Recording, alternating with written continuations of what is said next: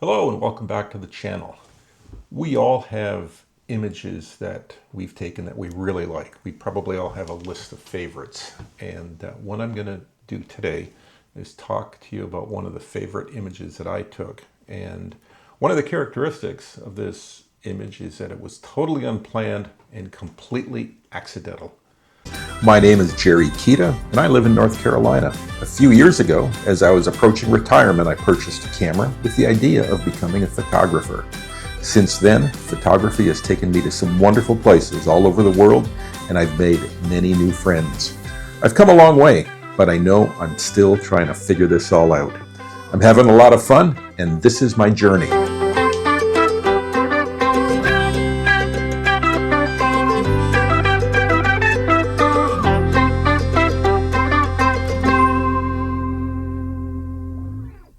When it comes to photography, one of the things that I continually have to work at is composition. I'm pretty good on the technical side. I understand how a camera works. I am pretty good at focus stacking. I can do bracketing. But when it comes to composition, it's always an area that I've needed to pay special attention to get it right. Much better than I used to be, but it's something that I'm constantly looking to improve upon. And I contrast that with situations where you're taking a photo of an iconic object. And over the course of the last couple of years, I've had the good fortune of, going to locations where I have photographed or taken an image of something that is very, very familiar. For instance, in Iceland, Kirkjufell and Kirkjufeldsfoss are a very well-known mountain and waterfall. And you've probably seen all sorts of photos of that. In the Faroe Islands, there's the waterfall that's near the little town of Gezelladur. Again, a photograph that you're probably very familiar with. If you've ever been to Utah, to Canyonlands, you're probably familiar with the Mesa Arch. Those are all examples of photographs where you're photographing an image that you've seen on the internet hundreds of times. I've had those compositions in the back of my mind for months before I ever visited there. What's very different, certainly for me, is coming upon a location that I've never seen before and then trying to figure out, how do I get a good composition out of this? And in fact, I believe I had a video about it a couple of weeks ago. All right, so what is this photo all about? Let me give you a little bit of background. We were vacationing in the Outer Banks of North Carolina, and one of the areas we visited was the Body Island Lighthouse, which is located here, a little south of Nags Head, if you're familiar with the location. Well, at the conclusion of who's trying to call me? Goodbye. At the conclusion of our vacation, we were headed home. We were staying out in this area, and so we're heading north on Highway 12, and let me blow this up a little bit. Heading north on Highway 12. Again, this is the Body Island Lighthouse. We were crossing this bridge and getting ready to leave the Outer Banks when my wife spotted somewhere in this location what looked like a shipwreck. And we had not seen it before, even though we'd been up and down this road for a couple of days. And we decided we would stop the car and check it out. It turned out it was, in fact, a shipwreck.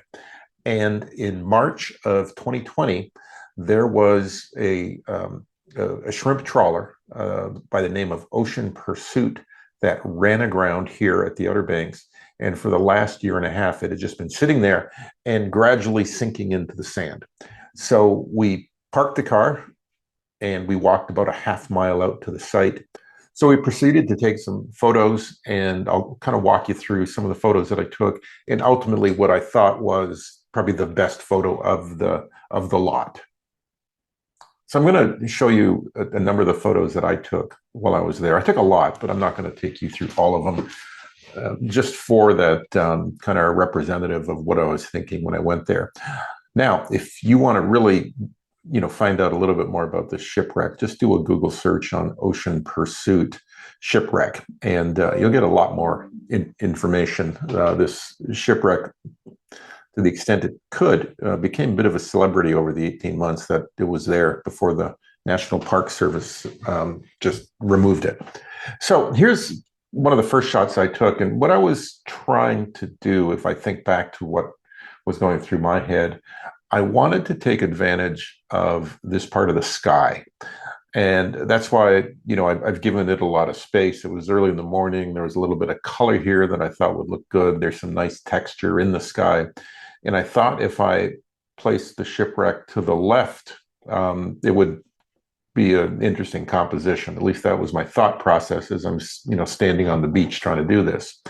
If you notice at the top, I just cut off the top of the mast, which is, and there's quite a bit that I cut off. I don't know what I was thinking. I mean, that's just bad composing. Let's look at the next shot. I backed off a bit, and again, I in my mind, I'm thinking I need to get this sky in here somehow. And again, if you look to the right side, I kind of cut off this, these wires, which I shouldn't have done. Again, I either didn't see it through the viewfinder or I wasn't paying attention, or it was just another example of, a bad composition. So after, taking a number of shots from this side of the ship, I moved to the other side and kind of gave up on this part of the sky. Ended up taking this shot, which I'll come back to later because this became my favorite of the four that I took for a variety of reasons. So let me jump ahead to the fourth shot I took.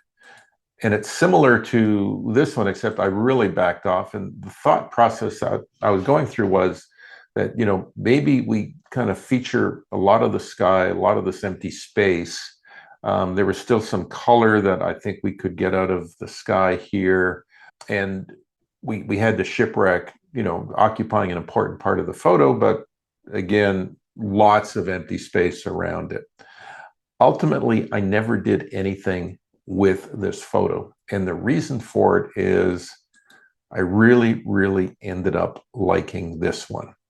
And I had bracketed all the shots. And after I took it through kind of an HDR treatment, this is what I came out with.